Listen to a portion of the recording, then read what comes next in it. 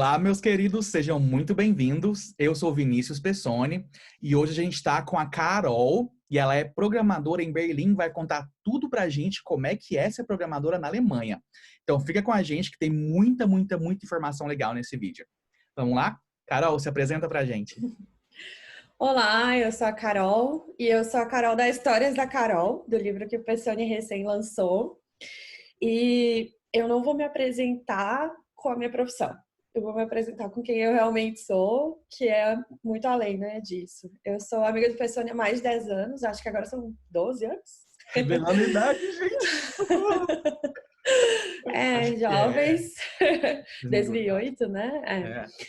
É. Eu sou brasileira, eu tô aqui na Alemanha há pouco mais de um ano e eu amo viajar, saudades, hashtag saudades. Logo. E eu sou mãe das duas coisas mais lindas do mundo, que uma tá dormindo aqui, inclusive.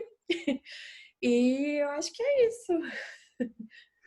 Me diz, bacana, legal, né? Legal demais falar sobre esse tempo de amizade. E para quem não viu o livro ainda, né, ela acabou de dizer sobre a história dela, tem muita coisa legal também. Por isso, um dos motivos também de eu trago a Carol, porque a gente é amigo há bilhões de anos. E também é uma pessoa que eu admiro muito e que eu sei que tem muita coisa legal para passar. E me conta uma coisa, Carol, o que é que te levou a fazer computação? Como é que você foi parar em computação, assim? A gente estava até rindo esses dias da pessoa que, por coincidência, nós fizemos o mesmo vestibular para engenharia elétrica. E é muito engraçado, assim, eu sempre tive a inspiração do meu irmão mais velho. E eu vi o que ele fazia, eu achava muito divertido, eu achava muito legal, ele sempre mexendo com computadores, só que ele era da área de redes. E quando eu tive que decidir o que eu queria fazer, eu falei, eu vou fazer engenharia elétrica. Eu vi Uhum. algumas coisas acontecendo, eu falei, eu vou trabalhar com redes, eu vou hackear computador, eu vou fazer todas essas coisas que a gente não faz nada, né? E não aprendi na faculdade, inclusive. E, enfim, aí eu fiz esse vestibular para engenharia elétrica por uma obra divina, eu não passei. E aí, então, que eu parei realmente para refletir o que eu queria fazer e tudo, aí eu decidi pela ciência da computação, mas foi exatamente o oposto, né, daquilo que eu imaginava. Então, assim, eu imaginava que eu ia trabalhar com segurança da informação, eu imaginava que eu ia hackear sistema, basicamente, né. Uhum. E quando eu entrei na faculdade, eu não sabia nem, eu nunca tinha programado, a única coisa que eu tinha feito era uns templates HTML quando eu tinha meu blog, e era isso, assim. E aí, quando eu comecei a fazer a faculdade, eu descobri todo um outro universo, que é um universo maravilhoso e é um universo encantador. E eu me apaixonei por aquilo que eu recém tinha descoberto. E é bacana ver isso, né? Que às vezes a profissão que a gente acaba fazendo não é a nossa primeira escolha, né? Tá dizendo que a gente prestou para o mesmo curso e realmente foi, gente. Não sei se vocês sabiam, mas meu primeiro vestibular também foi engenharia elétrica. Mas eu falei pra Carol esses dias, tava escrito, a gente tinha que estudar junto, não tinha jeito. Se não fosse elétrica, foi ciência, né? Então, assim, não tinha como Sim. correr, era pra ser amigo mesmo. E eu descobri isso no livro do Pessoni, porque a gente nunca tinha conversado sobre isso. Pra você ver. Tipo, engraçado, bilhões de anos a gente nunca tinha falado sobre isso, né? Sim. Engraçado. Mas assim, e aí você conheceu programação, gostou de programação? Como é que foi sua trajetória, assim? Você começou a trabalhar com programação direto, não começou? Como é que foi que você se desenvolveu, assim, como profissional, né? Até chegar na Alemanha, como é que você foi desenvolvendo até chegar aí? Nossa, foi um caminho completamente. Eu passei por todos os papéis possíveis que uma pessoa pode fazer dentro do desenvolvimento de software. Assim, eu fiz business analysis, eu fiz UX, eu fiz tudo possível. Assim, eu saí da faculdade, comecei a trabalhar em uma startup e ali eu fazia mais o papel de gerente de projetos, assim. É, e eu, inclusive, fiz um MBA nessa área de project management. Ai, muito chato. Para mim foi muito difícil terminar esse MBA, porque eu realmente não era aquilo que eu gostava, não era aquilo que eu queria. Eu tenho muita admiração pelas pessoas que fazem esse papel, porque é um papel muito burocrático, muito, sabe, muita coisa que eu não me identifiquei. Aí depois disso eu fui para uma empresa super tradicional em Goiás, que era LG, E dentro da LG eu trabalhava como analista de requisitos, que é essa parte de business analysis mesmo. E ali eu comecei a crescer bastante e comecei a descobrir algumas outras coisas também. Eu não fazia só a parte de business analysis, eu ajudava muito também na questão do projeto de banco de dados, eu fazia várias coisas. Porque justamente diferente das outras pessoas que tinham o mesmo papel que eu tinha me formado em computação. Normalmente as pessoas não tinham esse background. Era alguém que veio, por exemplo, de RH, porque a LG é uma empresa de sistemas de RH, né? Então, eram pessoas que vinham de RH, eram pessoas que entendiam bastante do negócio, mas que não tinham esse background da computação. Então, eu ajudava, tipo, em desenvolvimento de soluções, eu ajudava na parte de banco de dados, eu fazia várias coisas, e isso me fez crescer bastante e conseguir outros tipos de atividades ali dentro também. E foi aí que eu conheci um pouco da parte de testes, e aí eu comecei a trabalhar com teste de software e em um certo momento também nós começamos a parte de automação. E aí foi a primeira vez que eu vi Selenium, eu nunca tinha ouvido falar de Selenium, né? E a partir daí tudo começou, porque eu não programava, nessa época eu programava coisa de faculdade e tudo, né? E depois profissionalmente eu não programei mais. E aí ali, quando eu conheci Selenium, quando eu conheci isso, eu falava, bah, eu consigo programar alguma coisa, eu consigo fazer isso eu entendo, sabe? E a partir daí eu comecei a buscar outras oportunidades também, e depois eu fui para a ThoughtWorks e tudo mudou. Como é que foi essa questão de decidir assim, cara, Alemanha, sabe? Porque até então você foi pra ThoughtWorks, né? E Uhum. como é que deu esse estalo, assim, tipo, puxa, quero ir pra Alemanha, sabe? Quero morar na Alemanha. Como é que foi essa escolha? Você já foi empregada pra Alemanha, não foi? Como é que foi? Tá. Eu já vim empregada para a Alemanha. Bom, eu interrompi a história da ThoughtWorks, né? A ThoughtWorks tem escritório no Brasil em algumas cidades. Na época que eu fiz o processo seletivo, nós tínhamos Porto Alegre e Recife. E eu escolhi Porto Alegre, porque era o escritório mais antigo do Brasil, por várias outras situações momentâneas. E, e aí, indo para lá, eu entrei na TOTORUS como analista de qualidade, né? Então, durante os 5 primeiros anos que eu fiquei ali, eu viajei pelo mundo inteiro, eu tive várias oportunidades. Bacana. E quando tu completa 5 anos no escritório da TOTORUS no Brasil, antigamente, eu não sei se continua assim, a gente tinha a oportunidade de pedir uma transferência permanente para algum outro país. Eu já tinha feito o que a gente chama de long-term assignments, o que a gente chama de business travel assignments. Eu já tinha feito várias outras oportunidades assim dentro da própria TOTORX. E em um determinado momento, quando eu completei meus 5 anos ali, eu falei, tá, chegou a hora. Eu já conversava com meu marido sobre a gente mudar, sobre a gente morar fora do país, definitivamente, sobre quais países a gente poderia mudar, porque a gente poderia viver. E a Alemanha veio como a primeira alternativa, sempre. A gente não tinha vontade de mudar para os Estados Unidos exatamente porque a gente experimentou que era trabalhar nos Estados Unidos por bastante tempo. Você morou um tempo lá E também, né? eu fui nesses assignments, que a gente chama. Então, eu fiquei 15 semanas em North Carolina. Eu fiquei 4 meses em Nova York, eu acho. 3 meses em Nova York, somando todo o período, né? Então, era um estilo de vida que para nós era muito diferente daquilo que a gente tinha escolhido ser o nosso estilo de vida, né? Então, a gente começou a fazer, né, como agilistas, a gente pegou post-its, a gente começou a escrever ideias, a gente começou a pregar na parede como que a gente ia pensar processos, como que a gente ia escolher o país para a gente morar, quais eram as vantagens e as desvantagens de cada país, o que que a gente queria fazer, né? Então, a Alemanha veio no topo de tudo isso, exatamente por ser um país que somava tudo aquilo que a gente acreditava, que era qualidade de vida, que é a questão de oportunidades, de ter uma política que a gente acredita, né? uma situação política e econômica que é compatível com aquilo que a gente acredita, e principalmente pela questão do boom tecnológico, né? Todas as empresas querem vir para Berlim, né? Então, somado tudo isso, a gente falou, perfeito, Berlim é o país que... Berlim é a cidade que nós queremos ir e a Alemanha é o país que a gente escolhe. E a parte mais engraçada é que a gente nunca tinha vindo para Berlim. Nós literalmente nos mudamos para cá, sendo o primeiro dia, a primeira vez que nós pisamos em Berlim na nossa vida. Super coragem isso, né? É muito legal isso, ver esse tipo de coragem. Duas coisas legais que você falou, na verdade. Uma empresa que estava no Brasil, que você trabalhou no escritório no Brasil, que já te levou empregada para um outro país. Então, essa é uma super oportunidade, uma super possibilidade, né? Então, é legal vocês ficarem ligados nisso, que isso é possível. Carol tá aí para provar que é. E a segunda coisa é, tipo, cara, coragem. Vamos mudar para um país? Vamos, a gente conhece? Não, mas a gente vai assim mesmo. Eu acho que é interessante a gente observar as oportunidades.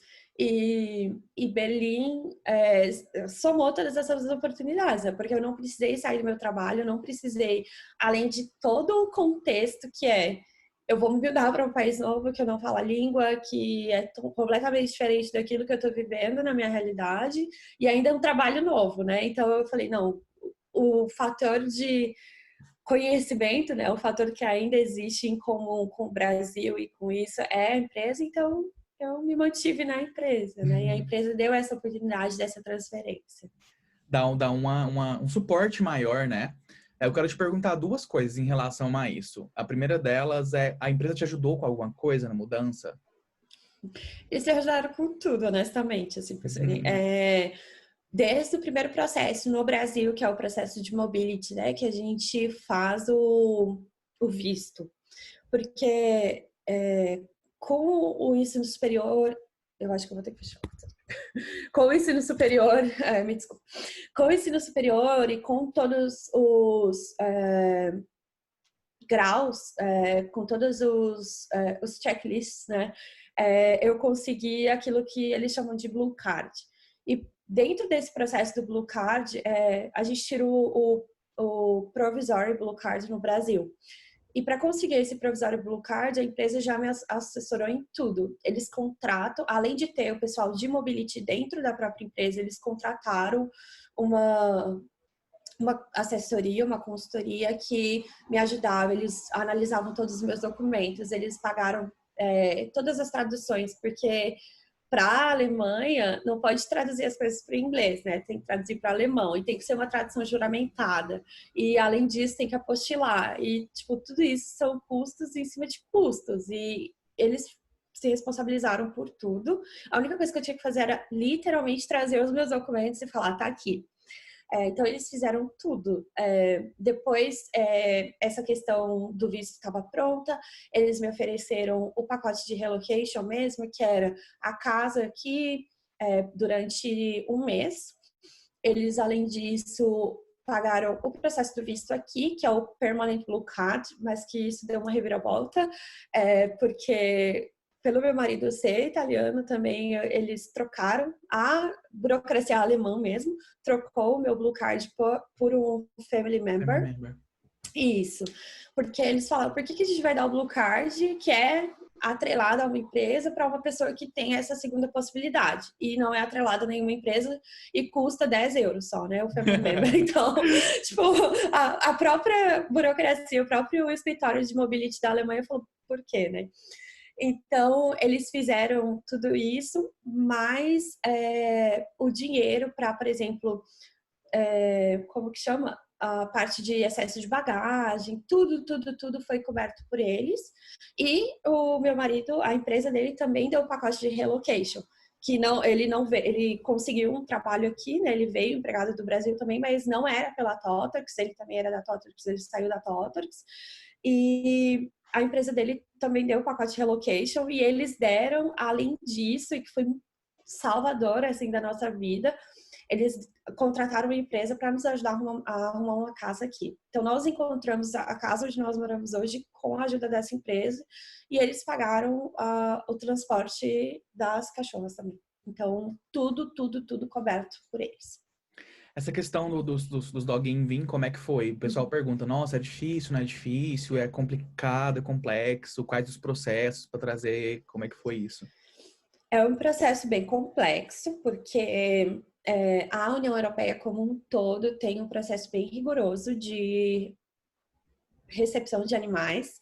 E então, assim, é um processo demorado. São no mínimo 4 meses para conseguir trazer os cachorros.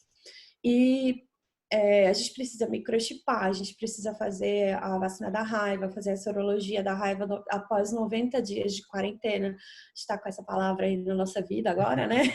Então, assim, elas já viveram a quarentena antes do Covid. Existem várias coisas que têm que acontecer para que isso se solidifique, né? Se consolide, que é essa vinda.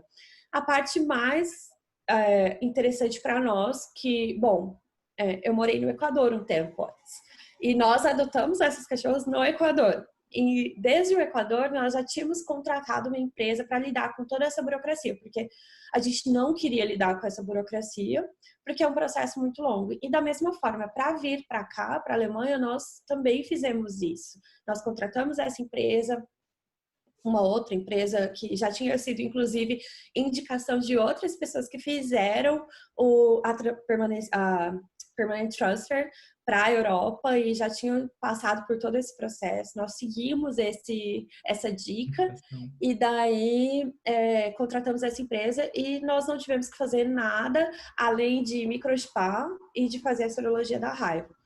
Mas é um processo longo, é demorado, e uma coisa que para nós foi muito importante é que elas vieram bem depois do que nós viemos, porque nós só decidimos trazê-las quando nós tivéssemos um apartamento que era nosso, porque a gente estava vivendo temporariamente em um apartamento que a empresa cedeu para nós. Então, era um apartamento bem pequenininho, era tipo um estúdio, e a gente, tipo, depois de tudo pensou, nossa, ainda bem que nós não trouxemos elas, porque imagina 4 criaturas vivendo num estúdio. Então, é muito importante pensar nisso também. Se existe a possibilidade de trazer só quando tiver o local oficial final, é a melhor coisa. Para evitar esse trânsito também, mudança, um monte de coisa, um monte de Sim. estresse junto, né? Então, acho que é bom dar essa tempo, assim, né? É bom ter Sim. empresas também que te ajudam nesses processos, né? Porque pra gente ficar caçando esse monte de papel por a gente mesmo. Sim. Me diz uma coisa, você falou a Alemanha, e aí você falou da língua diferente e tal. Como é que era seu inglês? Está usando inglês? Com qual língua você trabalha aí? Diz pra gente. Tá. Essa parte é a que todo mundo, né, pergunta. Porque, eu fui pra Alemanha e como assim já falava alemão? Meu irmão faz super piada que até hoje eu não falo alemão. Eu trabalho com inglês. É o tempo inteiro o inglês. No meu assignment anterior, que era um projeto que eu estava trabalhando em Hamburgo, eu posso até contar um pouquinho disso depois, né? Eu moro em Berlim, mas eu trabalhava em Hamburgo.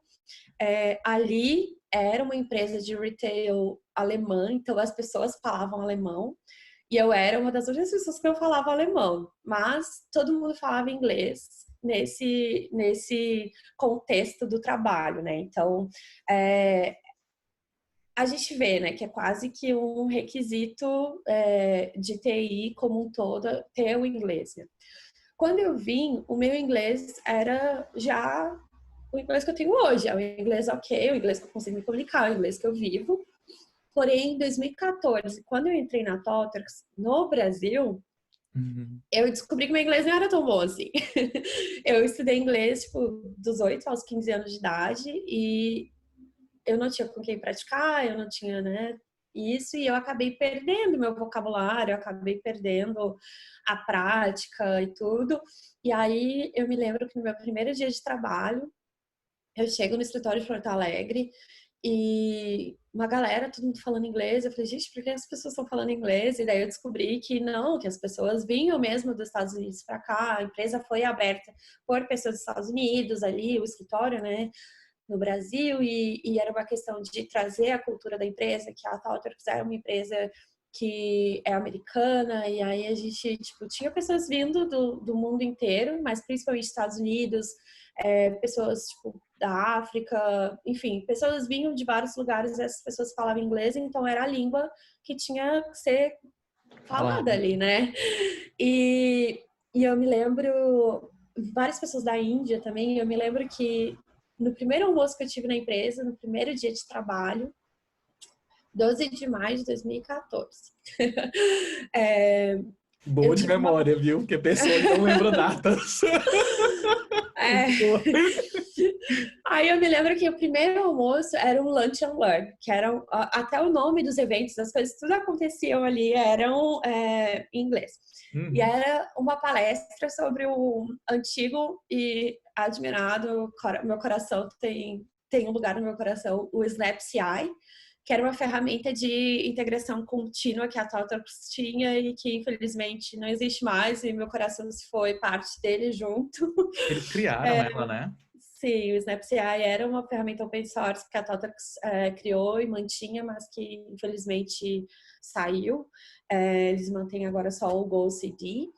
E era uma palestra sobre o SnapCI. Era a minha primeira palestra e eram duas pessoas, um do Brasil, um da Índia falando. E inclusive era a primeira vez que eu estava escutando uma pessoa da Índia e eu não entendi absolutamente nada. Assim, era o Akshay, que hoje nós somos super amigos e eu consigo conversar com ele normalmente. Eu não entendi absolutamente nada que ele falava. Very difficult. Eu Desse falava, jeito, né? gente, o que eu tô fazendo aqui? Sabe? Sim. Tipo, eu falo, eu não entendo o que as pessoas falam, entendeu? Como assim? E aí eu passei, primeiro assim, vamos ser honestos, eu não sabia nem quem era SnapCI. Eu falava, por que eu tô numa palestra SnapCI com pessoas que eu não entendo e eu não sei nem o que é. Bate E aquele aí, desesperinho, assim, né? e aí eu só olhava pro lado e todo mundo super compenetrado, todo mundo entendendo, todo mundo perguntando, tá, eu não tô no meu lugar. Internamente freaking out. É tipo, É por tipo fora. isso. E aí, no fim do dia, eu fui para casa, que também era um apartamento corporativo ali do lado da PUC, e eu atravessei a rua, assim, que era inclusive a mesma PUC onde acontece o Fisley, né, que tu Oh, já foi. saudade. Boas É, memórias, né? e aí eu atravessei a rua ali, eu fui para casa e eu chegava, assim, eu deitei a cabeça no travesseiro e falei, como é meu nome? Tipo, era uma coisa assim, eu não conseguia me expressar. Eu descobri que eu não tinha um bom inglês, eu não conseguia entender. E nas minhas primeiras reuniões, eu escrevia em post-its tudo que eu tinha que falar na reunião. Por exemplo, nas daily stand-ups, eu escrevia nos post-its tudo que eu tinha que falar, porque eu sei que eu ia ficar nervosa. Eu sabia o que eu precisava falar, mas eu ia ficar nervosa, eu sabia que alguma coisa ia acontecer e eu falei, não, peraí. Some, exato, essa é a palavra, tudo vai embora. E aí eu anotava tudo que eu precisava falar, e aí eu falava, e eu lia, eu pegava, era muito engraçado, eu pegava um post-it assim, parecia, sabe aquelas pessoas assim, robô, assim, today I did this, I did that, sabe? Tipo, era desse jeito. E todo mundo super me apoiava. Essa era a melhor parte, porque ninguém tava ali para criticar meu inglês, ninguém tava ali para dizer, ai, tu não sabe falar inglês. E para mim foi a melhor parte de todas, eu tinha muito suporte. E uma outra coisa também que eu descobri que foi muito, assim, para mim foi um negócio, eu falei, nossa, não posso falar desse jeito mais. Porque a gente tem mania no Brasil, né, de falar Facebook, Instagram, WhatsApp. E eu chegava na empresa Sei e como todo é. mundo falava, o Facebook. Ah, eu vou te mandar uma mensagem no WhatsApp. Aí eu, gente, é Facebook, é WhatsApp. E WhatsApp. aí eu falei, não, eu não posso mais falar assim também. Então foi muito isso. E aí quando eu vim, nós já conversamos, né? Eu já contei um pouquinho.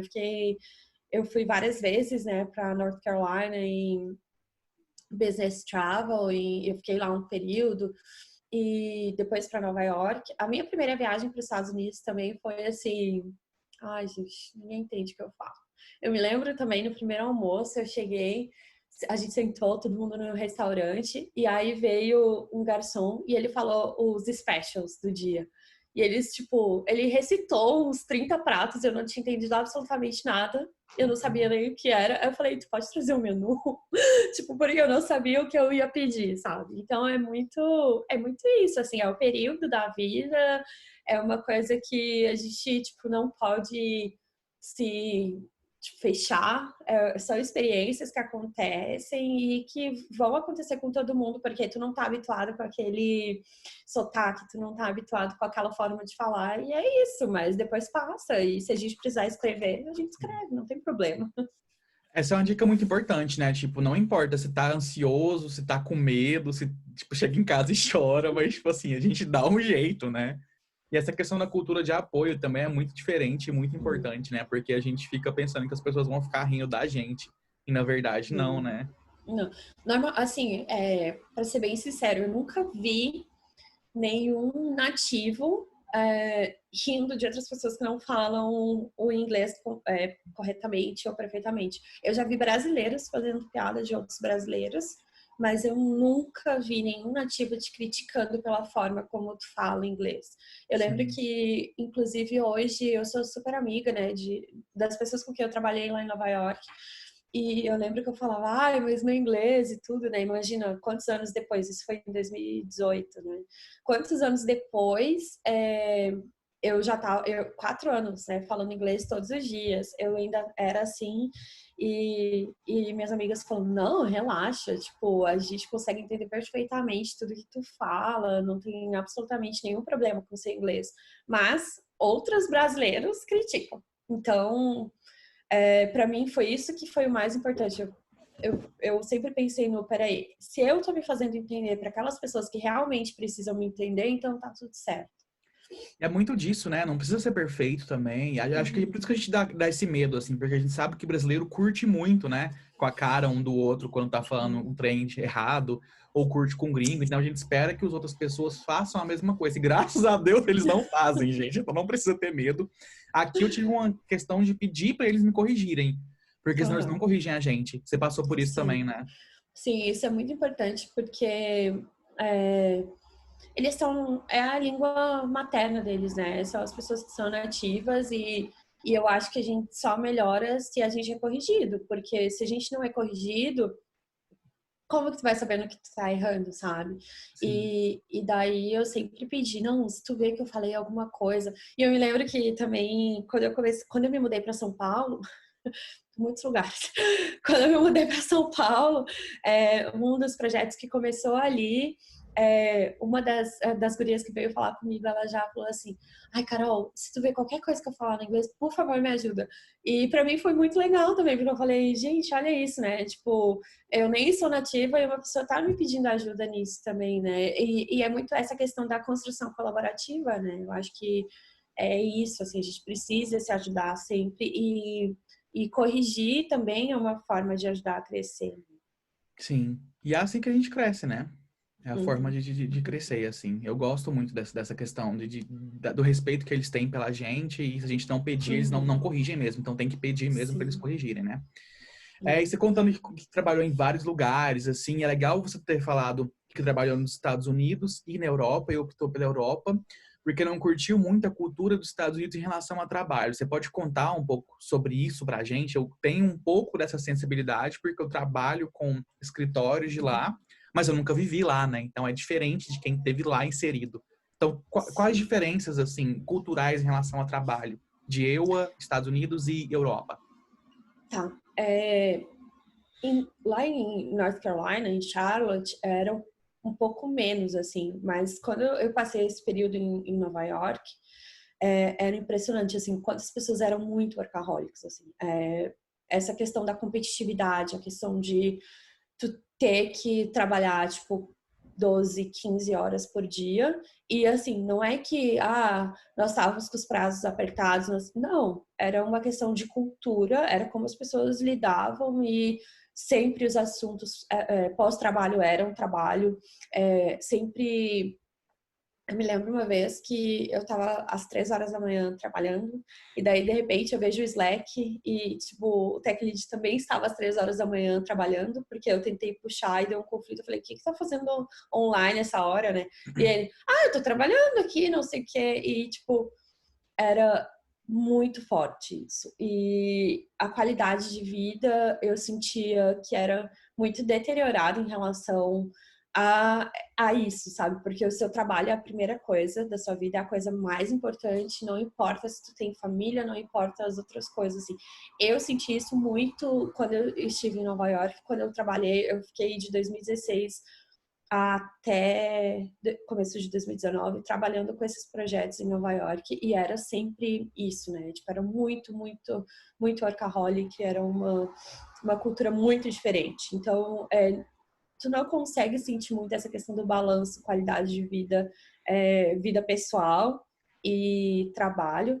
E isso não era algo que estava fazendo bem nem para mim e nem para meu marido. A gente trabalhava para a mesma consultoria e a gente, tipo, chegou a uma conclusão de que não, sabe? Tipo, ter crises de ansiedade por causa do trabalho, por causa do ritmo do trabalho, por causa daquilo, não era aquilo que a gente gostaria. E uma coisa que marcou muito, muito foi uma pessoa que disse assim, mas se tu quer ser bom, tu tem que fazer isso, tem que ficar até as 3, 4 horas da manhã. Eu falei, mas por quê, né? E então é justamente essa questão da competitividade que é muito forte, muito alta e as pessoas deixam de lado isso da questão do não, eu posso viver, eu posso ter uma qualidade de vida, eu sim tenho que me dedicar e principalmente na parte de TI, a gente tem que estudar muito porque são muitas coisas que a gente precisa aprender todos os dias, mas não. E aqui na Alemanha é muito diferente. As pessoas, tipo, às 5 horas da tarde, às 6 horas da tarde, pegam as coisas e vão embora para casa, vão ter o tempo com a família delas, vão ter o tempo para os projetos pessoais. Isso a gente não conseguia nem fazer em casa mais, porque tipo a gente não tinha mais tempo para fazer, por exemplo, as minhas aplicações, os meus projetos pessoais, porque eu tinha que estar sempre dedicando ao trabalho. Então era muita coisa que não ia, sabe, a favor daquilo que eu acreditava. Isso. E Absorvido. aqui na Europa é bem diferente, assim, as pessoas prezam muito pela questão da qualidade de vida. E quando eu me mudei para cá, eu lembro que um colega meu que também era da TOTUX, ele me falou assim, se uma pessoa fala para nós assim, eu preciso disso o mais rápido possível. O brasileiro, o pessoal dos Estados Unidos, o pessoal da Índia também, que foi uma cultura que a gente identificou bastante, a gente vai passar a noite inteira e vai fazer, e amanhã de manhã, quando a pessoa que pediu chegar, o negócio vai estar pronto. Não importa se a gente perdeu a noite inteira para Não fazer. comeu, não dormiu, não tomou banho, não viu o esposo, o cachorro, o filho. E ficou com o café ali, ó, o tempo inteiro, a noite inteira. E ele também tinha vindo do Brasil, né? E ele falou assim, Carol, aqui é muito diferente. Se a pessoa falar assim para ti, eu preciso disso, pronto, o alemão vai fazer o que dá até às 6 e amanhã ele vai continuar. E o mais rápido possível vai ser amanhã de tarde, tá tudo Working bem. Porque hours. a pessoa não vai se enlouquecer por causa disso, porque eles têm muito claro que é um trabalho e a vida deles vai além do trabalho. Então, isso para mim foi um fator muito determinante, assim. É muito legal ver alguém que morou em vários lugares, né, em vários países, também morou em outros países da América Latina também, além do Brasil, e é até legal falar sobre isso também, de cultura, porque aqui na Inglaterra Uhum. também é assim, né, e aí quando a gente trabalha com escritórios dos Estados Unidos, o povo fica infinitamente, assim, quando a gente larga no horário que a gente tem que largar e ir embora, o povo acha esquisito, assim, sabe? Então essa questão cultural é algo que a gente tem que considerar muito, gente, muito mesmo. Eu falo sobre isso no Nossa, livro, Carol tá aí lembrando a gente sobre isso. E como é que era nos é, outros países da América Latina essa cultura de trabalho e equilíbrio, trabalho e vida pessoal? Você se lembra? o Equador foi um dos lugares assim que surpreendeu a gente de uma forma muito grande. A Tiva está cavando a cama, então me desculpa o barulho. É uma pessoa que gosta de cavar a cama. É, Participação dos pets. Sempre é, tem que ter, né? Não tô vendo, mas. é, está cavando a cama. O Equador foi um lugar que nos surpreendeu muito, porque a gente chegou ali com essa, porque eu preciso dar um pouco do contexto também, né?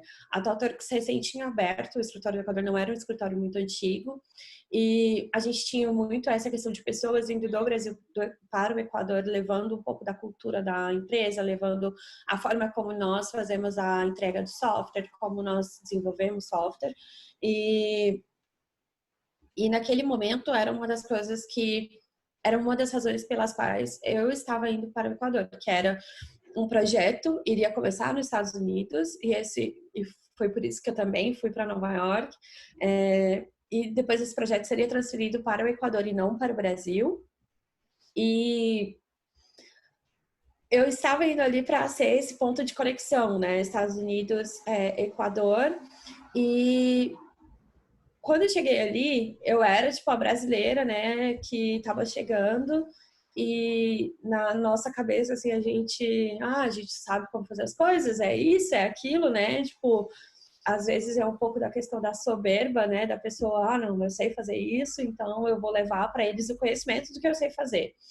E quando eu cheguei ali, eu falei, não, peraí só um pouquinho, eles estão me ensinando o que eu tenho que fazer, sabe? Tipo, e é isso, assim, para mim foi muito um aprendizado muito grande, porque as pessoas, elas tinham uma dedicação e uma paixão pelo que elas faziam tão grande, era uma coisa assim, sabe, quando tu vê nos olhos da pessoa que aquela é a única oportunidade que ela tá tendo, assim, porque o Equador não é conhecido como um polo tecnológico, o Equador não é um país conhecido como grandes empresas de TI estão ali, e uma multinacional dos Estados Unidos veio abrir um escritório ali e aquelas pessoas estavam tendo a oportunidade de trabalhar naquela empresa, porque querendo ou não, quando tu olha ali para o Brasil, especialmente no lugar que é a Tecnopuc, ali a gente, tipo, tem a ThoughtWorks, mas tem a Dell, tem a HP, tem várias outras multinacionais também.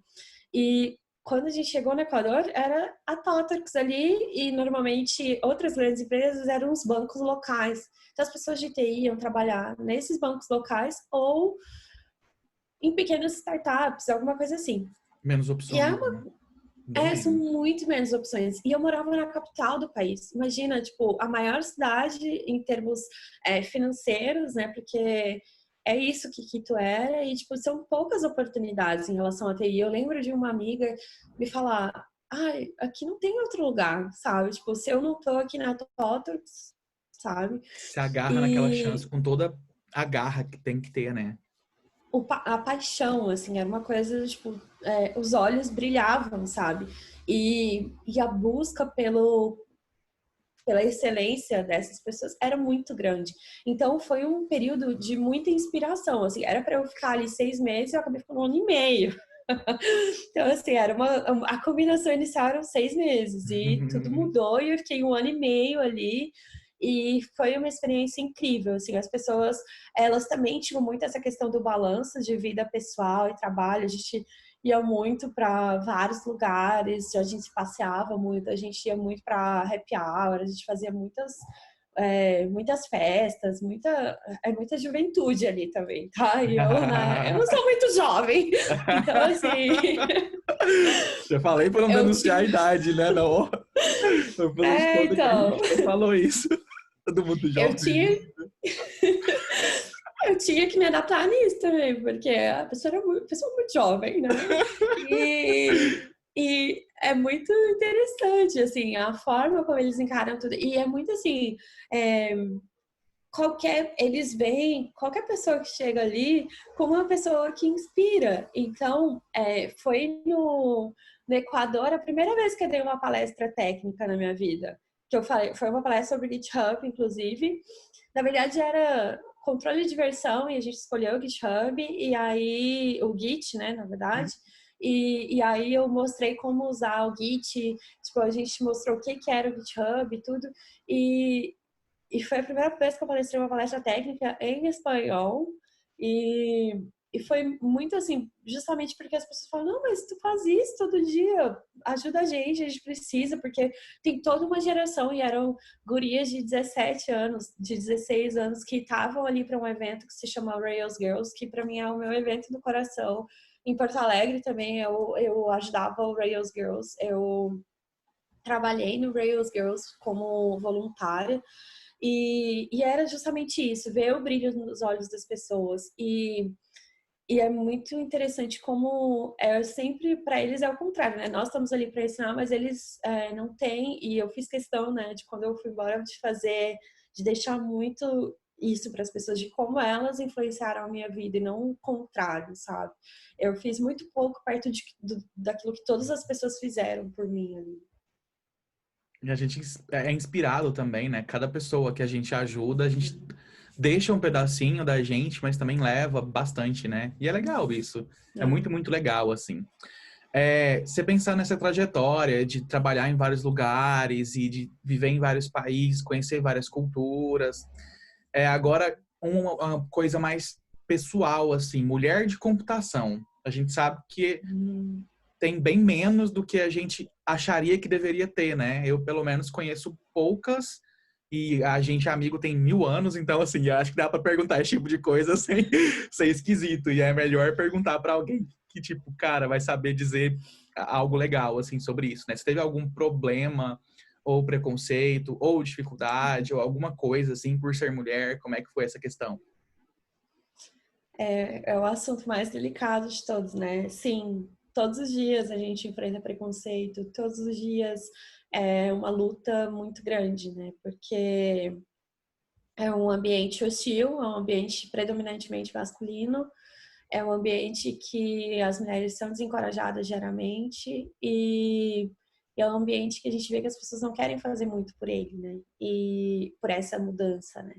E eu falo isso porque, sim, eu fui uma pessoa que teve que aprender tudo isso, porque eu, como mulher, eu não via isso acontecendo, né? Eu achava super legal eu ser, tipo, uma das únicas mulheres da sala. Eu, nossa, olha aqui, né? Tipo, no meu trabalho também. E na TOTAX eu aprendi muito isso, né? Do tipo, não, peraí só um pouquinho, está errado, não é para ser assim, por que que isso acontece, né? E eu posso contar algumas situações, assim, bem rapidamente, né? Porque eu também quase gosto de falar, né, pessoal? Imagina, gente, live é isso, né? Tipo, a pessoa conta as experiências, tem espaço e tem. Eu vou colocar depois os índices para a pessoa ir nos assuntos específicos, então relaxa. Eu gosto dessa abertura porque é o tipo de experiência que a gente só ouve de quem passou, né? Então, assim, a pessoa tem a opção de passar para frente se ela quiser, mas assim, fica porque tem muita coisa boa, então nada de pular. Então, assim, rapidamente, né? Por exemplo, eu comuniquei para um dos meus chefes uma vez, há muito tempo atrás, acho que isso foi em 2012, quando ia acontecer o primeiro Encontro Nacional de Mulheres na Tecnologia, e aí eu estava trabalhando em um determinado ambiente, eu comuniquei para o meu chefe que eu ia sair por causa disso, né? E daí depois eu fui para o evento, e aí eu contei para algumas pessoas, eu participei do Encontro Nacional de Mulheres na Tecnologia, né? E um cara disse, o que vocês fazem lá? Discutem marca de máquina de lavar. Uhum. Essa foi uma, assim, que eu nunca fui capaz de esquecer.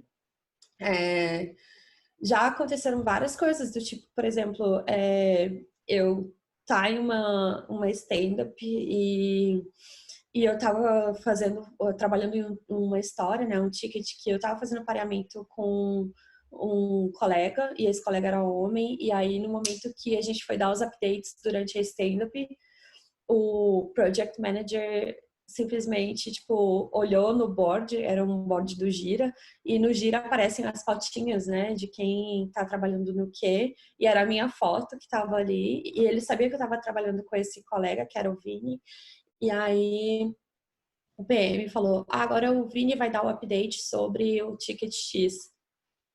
E a minha foto estava ali, eu também estava trabalhando. Por que que era o Vini que tinha que dar o update? Ele, não, mas é porque o Vini está fazendo a parte técnica. Eu falei, como assim? Você Eu que tô estava programando desenvolvendo. o negócio. Sim, tipo, é um pareamento às pessoas. Por que que eu não posso falar sobre o que eu tô trabalhando? E essa mesma pessoa, uma vez, foi uma situação muito horrível, assim, porque até meus colegas, eles ficaram muito chocados, assim, porque tinha um bug e esse bug precisava ser corrigido muito rapidamente, assim, e aí eu falei, não, pode deixar, eu acabei de terminar meu ticket, eu faço. E aí, 30 minutos depois, ele foi na câmera, né? Porque na época ele estava nos Estados Unidos e eu estava no Brasil. E ele foi na câmera e chamou uma pessoa do time para uma sala. E aí, quando essa pessoa voltou, ela falou assim: ah, não, agora o Marcos que vai trabalhar nesse bug, porque a gente precisa que ele seja feito rápido. E, tipo, ele literalmente tirou o bug de mim, sabe? E eu virei a pessoa que era invisível ali, não, sabe? Tipo, eu não era competente o suficiente para fazer a solução daquele bug rapidamente.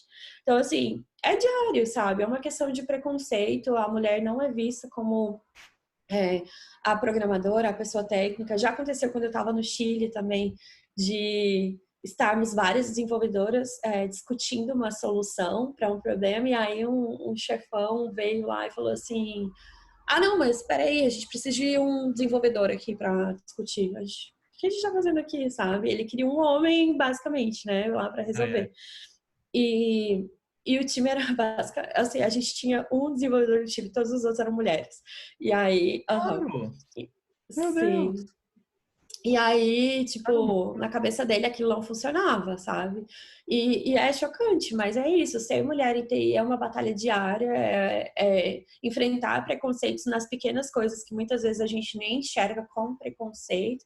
Mas sim, é uma batalha que vale a pena. Eu acho que a gente tem o apoio de várias empresas que lutam para que isso melhore.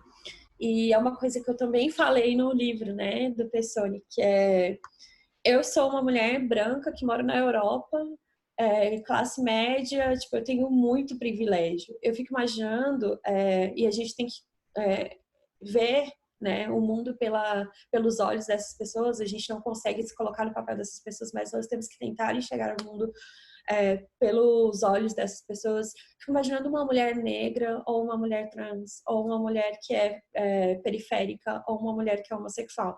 Eu, sendo uma mulher branca, cis, classe média, morando na Europa, cheia de privilégios, eu consigo fazer um overcome, né, dessas situações, e consigo ver o lado benéfico e o lado apaixonante dessa profissão, mesmo enfrentando todos esses preconceitos. Agora, imagina tudo isso, né? Tipo, quando o cenário é um pouco além e vai para uma mulher negra, uma mulher periférica, uma mulher trans, né? Quantas camadas de preconceito adicionais não são colocadas sobre isso, né? Então, realmente, sim, é um ambiente bastante hostil, Mas mas que aqui vale a pena de ser superado. você sente na Europa melhor do que no Brasil, por exemplo. Sente que a gente está um pouco Não, mais avançado. Pessoni, eu acho que é em qualquer lugar, porque o mundo é uma sociedade machista e predominantemente dominada por esse machismo. Então, por exemplo, eu vejo nem em ambiente de TI apenas, por exemplo, a questão de mulheres que são muçulmanas, sabe? Tipo, a gente vê no dia a dia, a gente vê na rua, sabe? A forma como essas mulheres são tratadas, as questões de feminicídio, não acontece só no Brasil. A gente tem essa mania de olhar para o Brasil e falar tudo de pior acontece ali. Sim, várias coisas ruins acontecem, mas não é que o cenário da Europa é melhor. Sim, a gente tem várias oportunidades, é, a gente tem o privilégio de ter uma sociedade que suporta um pouco mais as mulheres aqui, mas acontece, tipo, não é assim. Eu sou muitas vezes menos respeitada, minha voz é muito menos ouvida pelo simples fato de que eu sou uma mulher, e isso acontece no meu dia a dia. Não é simplesmente no Brasil que acontece isso, aqui acontece. E é uma coisa assim, ó, que a linha divisória entre eu sou uma mulher e eu sou uma pessoa técnica é muito tênue, e a pessoa deixa de te ouvir simplesmente pelo fato de que tu é uma mulher, entendeu? E é isso, a gente às vezes tem que falar mais alto, a gente tem que se impor, e aí tu é a louca histérica, né? Então são várias coisas que acontecem no dia a dia, e não é porque é aqui, não é porque é no Brasil, acontece, é uma questão do machismo que está enraizado na sociedade. É algo a melhorar em geral, então, né? Não só no Sim, nosso país, mas em todos os outros. em todos os lugares. Interessante. Pra gente. Existem empresas, honestamente, em que isso acontece menos, e eu confesso, assim, que na Totrix foi o lugar que eu vi, que eu abri meus olhos para que isso realmente acontecia, mas aqui em Berlim, por exemplo, existem empresas de que a maioria das desenvolvedoras são mulheres. Eu, inclusive, conheço era uma colega de trabalho, colega de curso de alemão do meu marido, que saiu de uma empresa que é justamente, que foi para uma empresa que é justamente uma empresa em que o foco são desenvolvedoras mulheres, porque eles desenvolvem produtos para mulheres também. Bacana. Então, existem empresas que suportam muito essa questão de mulheres na engenharia, mulheres na TI, e isso é muito forte. Mas não é a maioria, né? Nós somos 51% da população mundial como mulheres, mas quantos por cento nós estamos na TI? E quando a gente vai para C-level, quantos por cento? Tipo, 1%, 2% em C-level de empresa, sabe? Pra Então, quem não sabe o que é C-Level, explica aí, porque pode ter gente que não sabe. desculpa. C-level é o topo, né, das empresas que são CEO, CTO, CPO, são os cargos de mais responsabilidade mais altos de empresas, né? Então, quando a gente fala de C-level, CTO, quantas mulheres? Essa é uma reflexão que é uma pergunta que eu deixo para reflexão, né? Quantas mulheres CEO de empresas vocês conhecem, né? Quantas mulheres CTO, CPO, sabe, de empresas vocês conhecem? Então, é muito pouco, né? Então, é um reflexo desse machismo, né? É um reflexo de tudo isso. É uma coisa a se pensar também, se é mulher para a empresa que está aceitando uma vaga de trabalho, né, gente? É uma coisa legal olhar esse Uhum. tipo de equilíbrio, se vai ser um ambiente mais equilibrado, se não, para saber o tipo de Uhum. coisa que você pode passar ou não, né? Me diz uma coisa, Carol, quando você foi para a Alemanha, seu diploma serviu para alguma coisa? Eles pediram seu diploma em algum momento ou não? Antes de vir para a Alemanha, Pessoni, eu contei que foram dois processos, né? O visto, o Blue Card temporário e o visto permanente, né? Para conseguir fazer o primeiro visto provisório, que é esse visto temporário, a gente já precisa levar o diploma. Então, assim, eu tive a oportunidade de estudar em uma universidade federal. Normalmente, com universidades federais, isso já é mais fácil. Eles precisam fazer uma avaliação se o seu diploma, se a sua universidade é reconhecida e se seu curso também é reconhecido dentro dos padrões do país que a gente está indo. Então, por exemplo, existe um site que neste momento eu não me lembro, mas é um site que eles têm toda a lista, inclusive foi essa assessoria que me indicou para pesquisar, que é um site alemão que a gente precisa ver ali se a sua universidade está ali e além dessa universidade, se o seu curso está ali, como um curso reconhecido. Então, algumas universidades particulares, eu me lembro que sim, estavam ali, como, por exemplo, as PUCs, a Universidade Paulista, né, a Unip também, que é uma universidade grande. Várias universidades brasileiras estavam listadas ali. Então, eu tive que traduzir o meu diploma, eu tive que apostilar o meu diploma. E para apostilar foi um caso muito, muito delicado, porque para apostilar a assinatura do reitor tinha que ter sido reconhecido firma. Então, eu tive que procurar um cartório, eu tive que ligar na universidade, procurar o cartório onde o reitor... Aí eu Carol, tinha que... deu uma falhada, Oi. desculpa. Você pode repetir a última Imagina. palavra? Eu tive, para reconhecer a firma do reitor, para apostilar o diploma, a firma do reitor tinha que estar reconhecida. Então, eu tive que ligar na universidade, perguntar um cartório que o reitor tinha firma reconhecida. Imagina, eu não Já morava sai. em Goiânia, eu estudei na UFG, eu não morava em Goiânia, eu tive que contar com o apoio da minha mãe, que foi atrás desse cartório onde o reitor tinha firma reconhecida. Então, eu tive que apostilar isso, traduzir, juramentar. E aí, quando eu estava com esse diploma traduzido e juramentado, né, e apostilado na mão, eu tive que entrar nesse site, tirar, imprimir que a minha universidade era reconhecida, imprimir que o meu curso era reconhecido, e aí, nisso, poder dar entrada no Blue Card. Então, é um processo que, sim, o diploma teve que ter essa validade. fez diferença, sim, ter um diploma superior de uma universidade conhecida, né? Sim. Para o visto Blue Card, a gente só consegue aplicar para o Blue Card quando a gente tem o nível X de educação. É um dos requerimentos que está escrito na documentação. Bacana. Existem outros tipos de visto, não é tipo o mandatório, mas é porque assim, existem vários benefícios de ter o Blue Card. Um deles é, inclusive, porque, por exemplo, depois de 33 meses com o nível B1 de alemão, a gente consegue tirar a residência permanente. Então, a gente não precisa mais de visto. É quase 3 anos morando aqui e é pouco tempo, né, pensando. Só que a parte do B1 de alemão é bem difícil. A Mas... pegadinha é o B1 do alemão, não é o tempo. não é o tempo. Morar aqui é muito fácil. Falar alemão, Mas 33 meses morando aqui com o nível B1, a gente consegue aplicar para residência permanente. Então, esse é um dos benefícios do Blue Card, que eu não tenho mais. Mas tudo bem, eu tenho outros benefícios, mas não importa. Então, assim, existem outros tipos de visto. Eu sei que várias outras pessoas vieram com, tipo, work permit. Existem outros tipos de visto. Eu consigo contar a história do Blue Card por isso, né? Agora eu tenho family member, mas o Blue Card é isso porque eu fiz todo o processo. Family member rapidinho, só para quem não sabe, o marido da Carol é europeu, assim como eu. Então, o visto da Carol hoje é o mesmo da minha esposa, para qualquer lugar da Europa. Eu tô na Inglaterra, mas é a mesma ideia. Hashtag Team Capitão Raimundo. Saudades, oh meu Deus, a gente tem que marcar o encontro em Castelo Raimundo.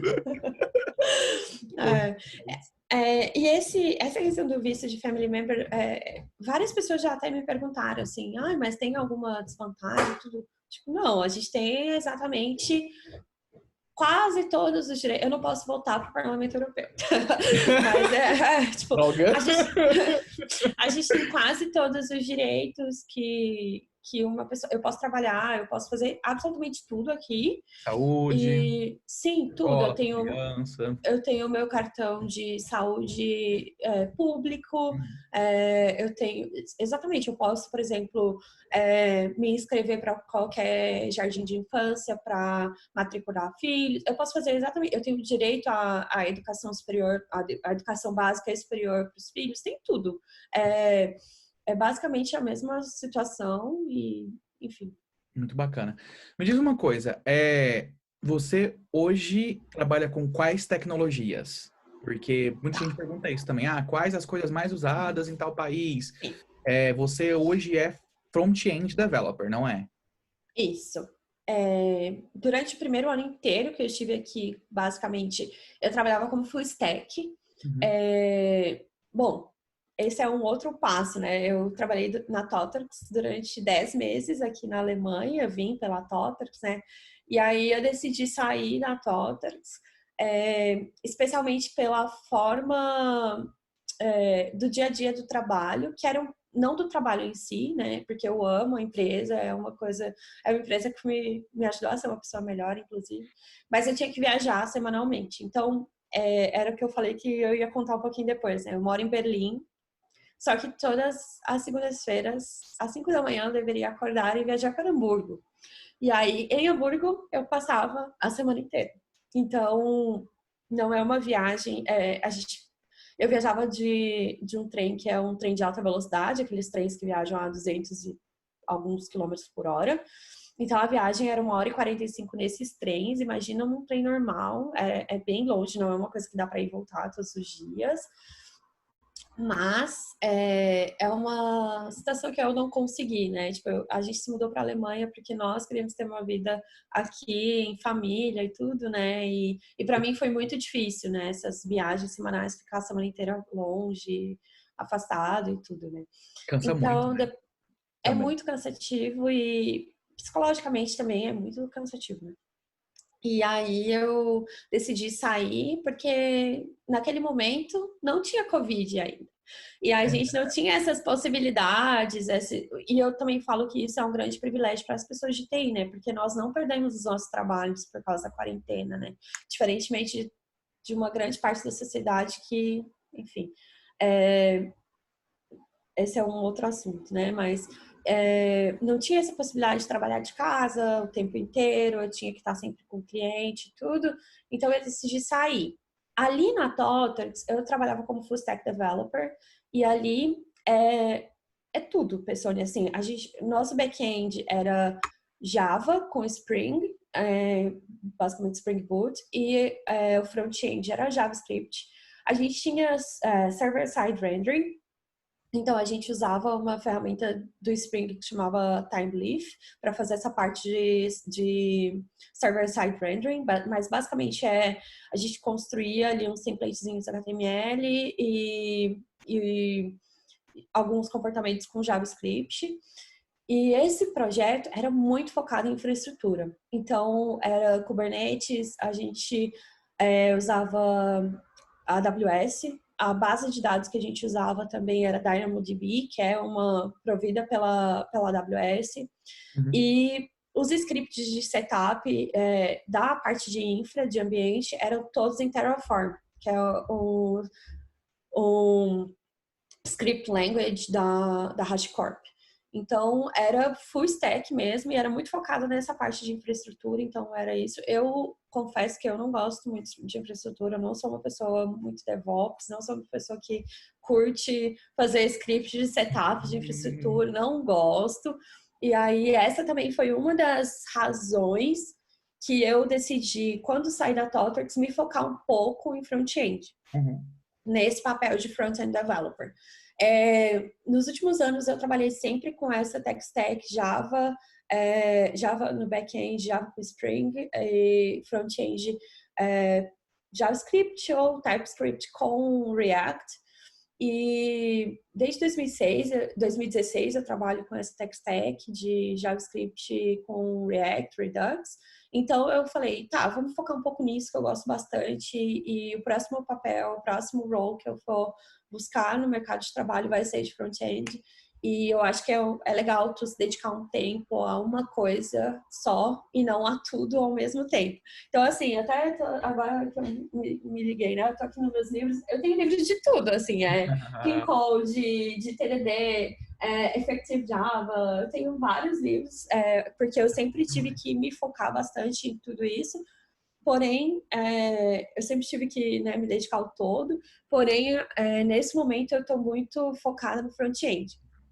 Aí, nessa parte de front-end, eu estou trabalhando exatamente com a mesma tech stack. JavaScript com React, Redux. E nesse projeto específico que eu estou, a gente também trabalha um pouquinho com Redux Saga, mas é tudo muito nessa tech stack. Uma coisa que não está crescendo, né? Que vem, né, ali sempre... Quando eu estava procurando um trabalho, eu sempre vi, né? Ou era Angular ou era React, né? Mas, e agora também Vue.js. Mas é sempre JavaScript e Java, para mim, é o caminho, entre aspas, do sucesso, porque todas as empresas têm alguma coisa assim, tipo, as vagas são muito grandes para quem tem essa tech stack. Eu falo muito isso, né? O pessoal pergunta, Persone, qual a primeira linguagem que eu aprendo? Eu falo Java. Eu, povo, mas Java! Eu falo Java, por quê? Porque tem emprego em qualquer lugar, qualquer ponto de esquina que você quiser da vida tem emprego, né? E é legal ver mais gente que tem essa experiência, né? Eu acho que a gente tem muito isso, né? Do preconceito com a linguagem, com a tecnologia, sabe? Eu acho que quando a gente aprende a estrutura, quando a gente aprende como que uma determinada tecnologia funciona, quais são as boas práticas, independente de tecnologia, né? Um livro que eu gosto muito é o Clean Code e o livro da Sandy Metz também, que é esse aqui, que eu gosto muito. Enquanto a Carol pega a gente, aproveita e comenta aí. Já li Clean Code, porque é um livro muito, muito, muito, muito bom. Esse que é o Practical Object Oriented Design em Ruby. Esse livro é em Ruby e ele é fantástico. Tipo, são coisas que eu digo, né? A gente tem que aprender quais são os conceitos, né? O que é Solid, como que a orientação de objetos funciona, como que a programação funcional realmente funciona e tudo, né? Uhum. Então, eu acho que quando a gente aprende isso, não importa a tecnologia que a gente vai trabalhar, sabe?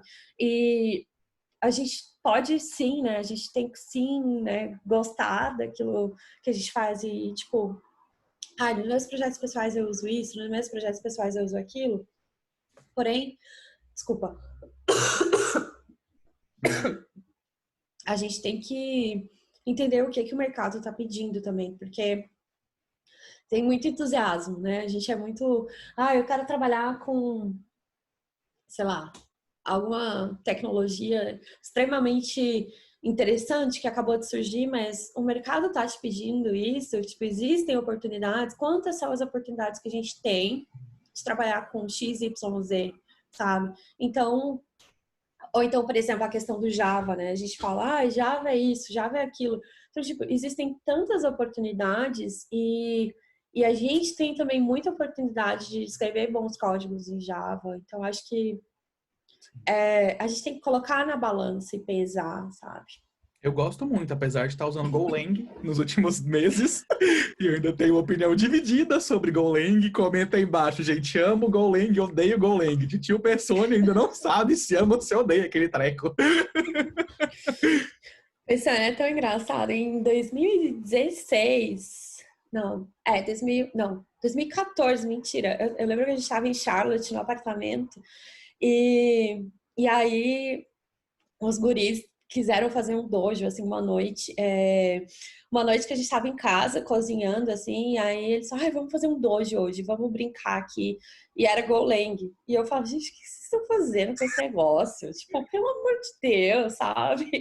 E aí a gente ficava rindo, porque ninguém sabia, tipo, imagina, né, 2014, o que que era. Eu nunca tinha ouvido falar de Golang, aí a gente começou esse dojo, eu, gente, não, tipo, não. Enfim. É. E aquele negócio que você estava dizendo, né? Eu concordo super com a opinião da Carol. Eu falo muito isso também para vocês, né? Gente, não se apega à tecnologia. Igual eu falei, amo Java, amo Ruby.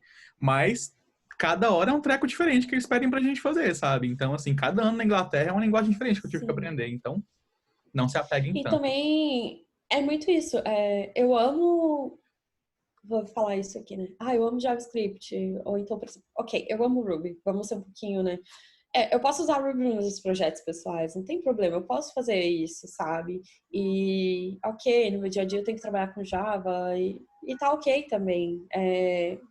Eu não posso escolher ou ser muito disruptivo. Eu lembro de Clojure. Essa foi uma coisa muito interessante, Uau! assim, porque Clojure é Closure. uma caixa de sistema. Gente, eu nunca vi Closure, não. Eu lembro que Excuse me.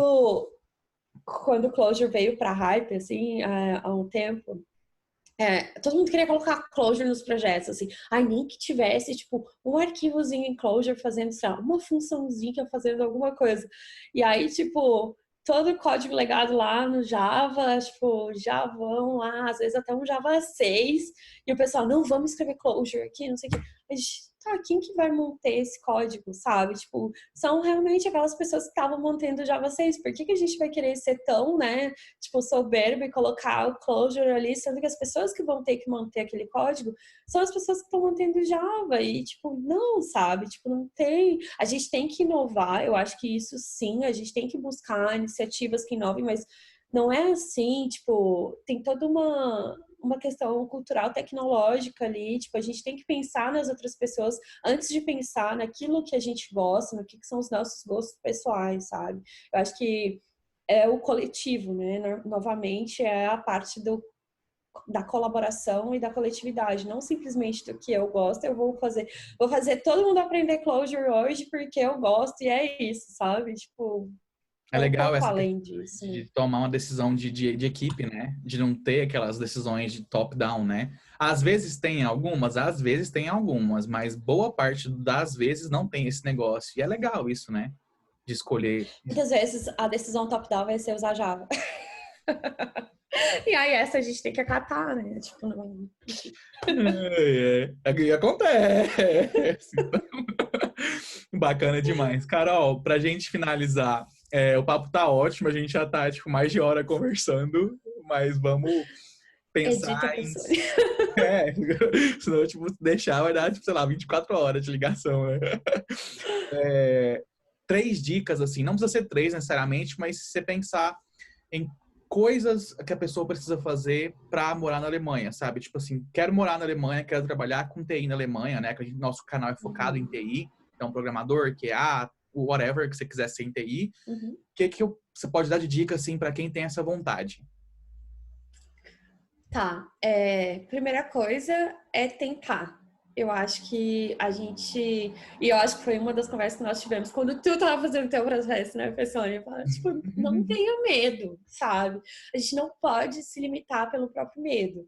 E eu falo isso porque eu me limito. Eu conto lá no livro também.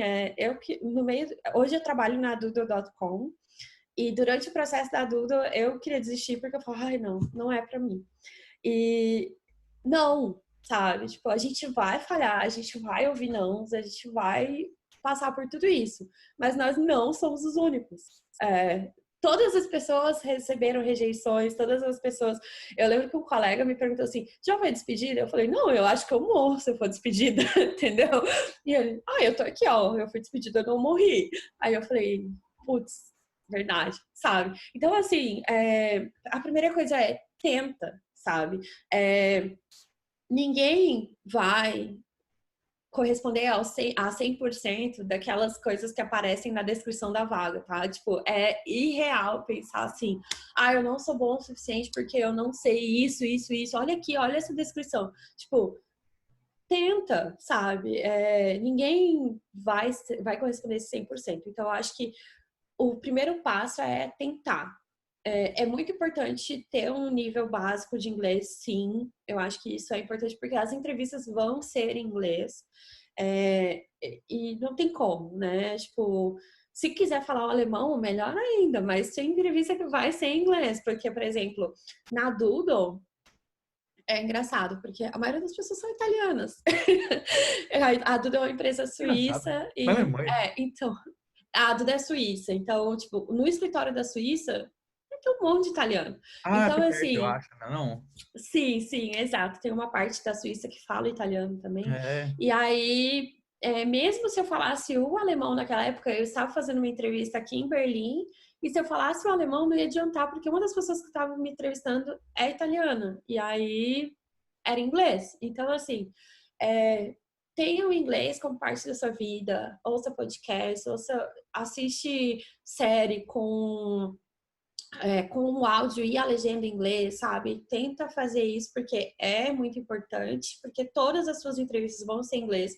Existem plataformas online que a gente pode praticar o inglês com uma pessoa que é nativa, o Pessoni já falou disso, inclusive na live do lançamento do livro. Então, tenta, fala um pouco de inglês e se dedica a fazer eu falo, não é um portfólio, né? Mas, tipo, tenta ter uma conta no GitHub com exemplos de código, assim, com aplicações pessoais, por mais que sejam pequenas, coloca para o mundo ver aquilo que tu está fazendo, sabe? Porque é uma forma de praticar, é uma forma de ter projetos pessoais, é uma forma de... Porque, normalmente, a maioria das empresas, elas vão te pedir um exercício e a gente vai ter que fazer um code challenge. Isso é uma coisa muito boa também, muito importante. Vai ter live coding em alguma delas. E na Doodle eu fui pega de surpresa porque ninguém me falou que tinha live coding e eu fiquei muito nervosa. E Nossa. aí, ninguém me falou esse pequeno detalhe. Já vai preparado quando você E sabe, né? a Agora do gente não. nada, tipo, programa aí de quê? Exato. E fazer live coding, participar de dojos, fazer. Por exemplo, existe uma plataforma que é o Hacker Rank. O Hacker Rank é muito interessante porque eles têm vários exercícios que a gente pode submeter em diferentes linguagens. Eles têm, tipo, até Lua, C++, eles têm várias linguagens que a gente pode submeter os problemas. E a gente vai treinando exercícios e exercícios de lógica, exercícios de algoritmo, pequenos exercícios com estrutura de dados. Isso é muito importante porque normalmente um code challenge ao vivo ali, como esse, por exemplo, que eu fui pega de surpresa, a gente tá um pouco mais preparado quando a gente consegue praticar nessas plataformas online. Então, é uma boa também, porque a gente vai passar por alguma situação que vai ter um Code Challenge. E esse Code Challenge ao vivo, a gente tem que sentir a confiança de fazer e de lembrar que a gente sabe fazer as coisas, porque o nervosismo bate ali na porta e às vezes a gente simplesmente não consegue raciocinar. E eu tenho vários casos de amigos assim que foram pegos de surpresa também nesse Code Challenge e não passaram. E são excelentes profissionais, assim, a gente trabalha dia a dia, tá ali junto comigo programando, pareando e já me falaram, eu não consegui passar por causa do Code Challenge, porque eu fui pega de surpresa. E é um nervosismo, porque é uma situação muito tensa fazer a entrevista, né? Mas eu Sim. acho que quanto mais a gente faz, mais a gente se acostuma. E não importa, mesmo que a gente não passe, não tem problema. Né? A gente está treinando, a gente está absorvendo conhecimento. E peçam muito feedback dos processos seletivos que vocês forem fazendo, porque o feedback te ajuda a construir também. Muitas empresas vão responder assim, tipo, coisa nada a ver. Bem Saibam genérico, né? filtrar. Saiba filtrar esses feedbacks que são muito genéricos. Porém, quando os feedbacks são bem honestos e construtivos, a gente consegue realmente aprender com esses processos. É bom, bom demais. Ótimas dicas, né, gente? Vocês anotaram aí um monte, de dica boa. Eu acho que é isso, gente. Eu queria agradecer de novo, Carol. Muito obrigado pela oportunidade de estar com a gente, de contar esse tanto de coisa boa. Quem ficou até o final, com certeza, aprendeu muito sobre diversos países, assim. Uma experiência muito rica. E a gente te encontra onde? Eu posso deixar o seu LinkedIn? Quais os links que eu posso deixar para quem quiser te procurar para perguntar alguma coisa? Pode ser o LinkedIn. Eu te passo o GitHub também, que é só mandar mensagem via GitHub que tá tudo certo. E no LinkedIn também, mensagem. Bacana. Muito obrigado de novo, Carol. Obrigado demais. Obrigado, gente, por estar com a gente até o final. Um abração. Até a próxima. Tchau, tchau.